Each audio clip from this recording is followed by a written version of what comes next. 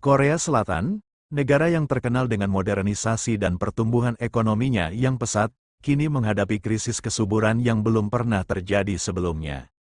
Diprediksi menjadi negara pertama yang hilang dari bumi imbas berkaitan dengan krisis populasi, negara ini tengah berjuang mengatasi populasinya yang menyusut drastis, terlebih angka kelahiran di Korea Selatan telah anjlok ke rekor terendah. Apabila tren ini berlanjut, populasi negara ini dapat berkurang hingga hanya sepertiga dari jumlah saat ini pada akhir abad ini.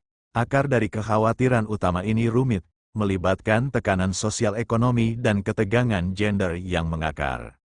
Dikutip dari India.com, semua berawal dari kebijakan keluarga berencana yang disengaja. Pada tahun 1960-an, pemerintah Korea Selatan saat itu khawatir tentang laju pertumbuhan penduduk yang mungkin melampaui kemajuan ekonomi. Untuk mengatasinya, ditetapkan langkah-langkah untuk mengurangi angka kelahiran. Saat itu, pendapatan per kapita Korea Selatan hanya 20% dari rata-rata global, dan tingkat kesuburannya tinggi, yakni 6 anak per wanita. Pada tahun 1982, seiring pertumbuhan ekonomi, tingkat kesuburan turun menjadi 2,4. Masih di atas tingkat penggantian sebesar 2,1, tetapi bergerak ke arah yang benar. Pada tahun 1983, angka kelahiran Korea Selatan mencapai titik krusial. Saat angka tersebut menyamai tingkat penggantian, sejak saat itu, angka tersebut tidak hanya menurun, tetapi juga anjlok drastis. Awalnya, angka tersebut tampak seperti penurunan yang terkendali. Tetapi yang mengkhawatirkan, kini angka tersebut berubah menjadi krisis besar. Para peramal cuaca mengibarkan bendera merah, memprediksi penurunan populasi yang drastis di Korea Selatan. Populasinya, yang saat ini berjumlah 52 juta jiwa, mungkin akan anjlok ke angka yang sangat rendah, yakni 17 juta jiwa menjelang akhir abad ini. Beberapa prediksi menyebutkan bahwa Korea Selatan bisa kehilangan hingga 70% populasinya.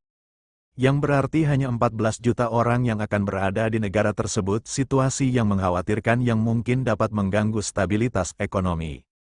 Di sisi lain, banyak perempuan di Korea Selatan terutama di daerah perkotaan yang lebih mengutamakan kemajuan karir daripada memulai keluarga. Menurut jajak pendapat pemerintah pada tahun 2023, sebagian besar peserta menyebutkan perjuangan menjadi orang tua sebagai hambatan utama yang menghambat pertumbuhan karir perempuan dalam beberapa tahun terakhir. Dengan semakin banyak keluarga yang memiliki struktur pendapatan ganda dan akses yang lebih baik ke kesempatan pendidikan, para wanita telah menemukan kebebasan untuk menunda atau bahkan melewatkan pernikahan dan melahirkan sama sekali. Selain itu, pola pikir tentang pernikahan sebagai kebutuhan untuk menjadi orang tua perlahan berubah. Selama dekade terakhir, penerimaan terhadap orang tua yang tidak menikah telah melonjak dari 22% menjadi 35%, yang menunjukkan perubahan dalam sikap masyarakat. Meskipun demikian, hanya sebagian kecil dari 2,5% anak-anak yang lahir di luar nikah di Korea Selatan. Bagi mereka yang menikah, kaum perempuan menuntut kesetaraan yang lebih besar dalam tanggung jawab rumah tangga. Khususnya, berdasarkan data, 92% perempuan mengerjakan pekerjaan rumah tangga pada hari kerja dibandingkan dengan hanya 61% laki-laki. Hal ini menyebabkan kekecewaan terhadap peran pernikahan tradisional. Dalam survei tahun 2024, sepertiga wanita tidak ingin menikah. 93% wanita tidak ingin menikah dengan alasan beban pekerjaan rumah tangga dan mengasuh anak. Adapun angka kelahiran yang menurun di Korea Selatan bukan sekadar masalah statistik, melainkan menyoroti ketidakseimbangan gender yang mengakar dan pertikaian budaya di negara tersebut.